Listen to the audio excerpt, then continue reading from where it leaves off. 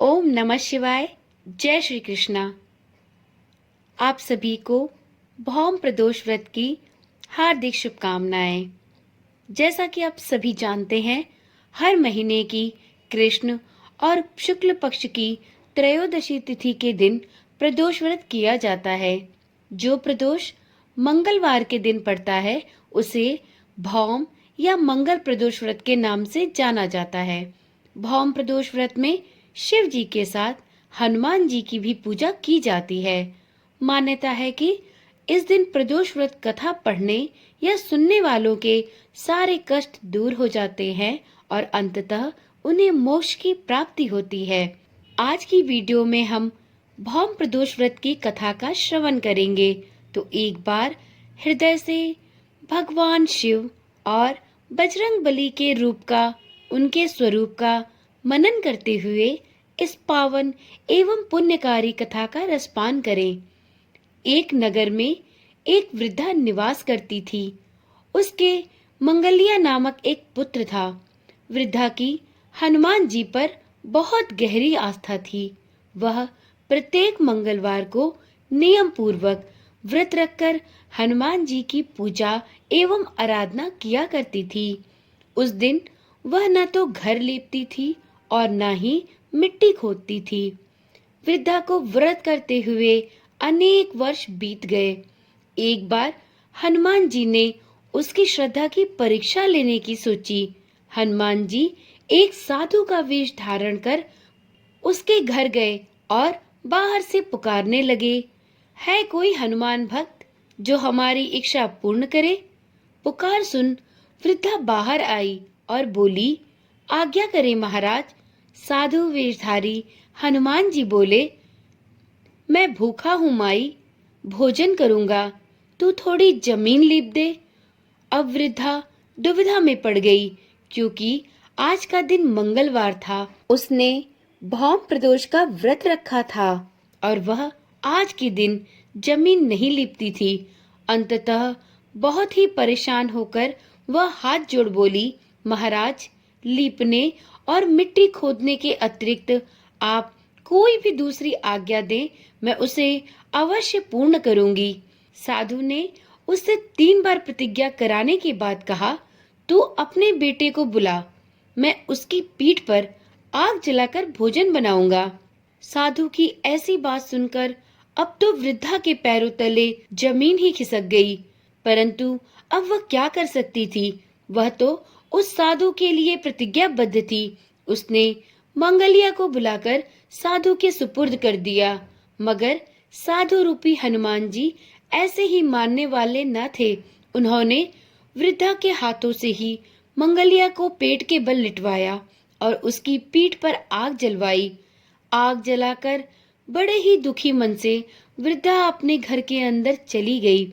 इधर भोजन बनाकर साधु ने वृद्धा को बुलाकर कहा, हे माई, अपने पुत्र मंगलिया को पुकारो ताकि वह भी आकर भोजन कर ले। इस पर वृद्धा बहते हुए आंसुओं को पोंछते हुए बोली, हे साधु महाराज, अब आप मेरे पुत्र का नाम लेकर मुझे और कष्ट ना पहुंचाओ। लेकिन जब साधु महाराज नहीं माने तो वृद्धा ने अपने पुत्र मंगलिया को आवाज लगाई। बस फिर क्या था, पुकारने की ही देर थी कि उसका पुत्र मंगलिया दौड़ा दौड़ा आ पहुंचा। मंगलिया को जीवित देख वृद्धा को आश्चर्य हुआ और उसके खुशी का ठिकाना न रहा। वह साधु के चरणों में गिर पड़ी। सच्ची श्रद्धा और प्रेम को देखकर अपने वास्तविक रूप में प्रकट हुए हनुमान जी को अपने घर में देख वृद्धा का जीवन सफल हो गया। हे हनुमान जी, जैसे उस बुढ़िया और उसके पुत्र के जीवन को आपने धन्य किया, वैसे ही हम सभी भक्तों पर अपनी कृपा दृष्टि सर्वदा बनाए रखिएगा। सूत जी महाराज 88,000 सौनक आदि ऋषियों को बताते हुए कहते हैं कि यह मंगल प्रदोष व्रत बहुत ही पुण्यकारी और मोक्षदायिनी व्रत है। इस व्रत को करने से शिव के साथ हनुमान जी की भी कृपा बरबस ही प्राप्त होती है। मंगल प्रदोष व्रत से बजरंग बली, जो कि रुद्र का ही एक रूप है, माता पार्वती के संग इसी तरह भक्तों को साक्षात दर्शन देकर उन्हें और उनके जीवन को कृतार्थ करते हैं। तो एक बार प्रेम से बोलिए, पवन पुत्र हनुमान की जय, प्रभु भोलेनाथ की जय। ये तो सभी जानते हैं कि मंगलवार को हनुमान जी की पूजा आराधना की जाती है, लेकिन जिस व्यक्ति की कुंडली में मंगल दोष हो उसे भौम प्रदोष का व्रत जरूर रखना चाहिए। मान्यता है कि भौम प्रदोष व्रत के दिन प्रभु हनुमान के निमित्त घी के 9 बाती वाला दीपक जलाने से हर तरह के कर्ज से मुक्ति मिलती है। जो भी लोग इस व्रत को रखते हैं उनकी सभी मनोकामनाएं पूरी होती हैं। इस दिन व्रत और पूजा पाठ करने से सभी कष्ट मिट जाते हैं और शिव तथा हनुमान की विशेष कृपा प्राप्त होती है।